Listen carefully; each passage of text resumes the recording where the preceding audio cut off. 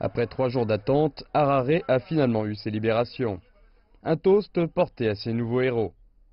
Une foule aussi importante n'avait pas été vue depuis l'indépendance pour saluer à cette époque Robert Mugabe, mais ce samedi c'était plutôt pour des adieux.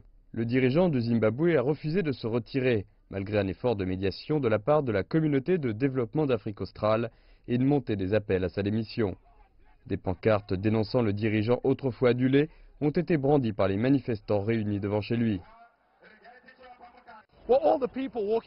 Toutes ces personnes situées derrière moi sont venues de différents endroits, mais elles sont déterminées à aller dans la même direction.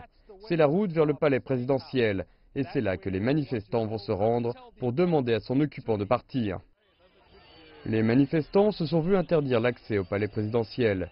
Mais cette manifestation sans précédent est considérée comme un tournant pour ce pays affligé par une instabilité politique et économique depuis plus d'une décennie. Le Zimbabwe veut rompre avec son passé. Nous façonnons un nouvel avenir, un nouveau Zimbabwe. Car nous sommes unis en tant que Zimbabwéens pour dire que Mugabe doit partir et donner à ce pays l'opportunité de bâtir un nouveau futur. Des drapeaux zimbabwéens sont brandis avec optimisme pour un avenir plus brillant. Nous sommes fatigués de rester chez nous à ne rien faire. Nous voulons un gouvernement qui puisse créer des opportunités pour nous. Car nous sommes allés à l'école, mais on ne fait rien qui a à voir avec notre éducation.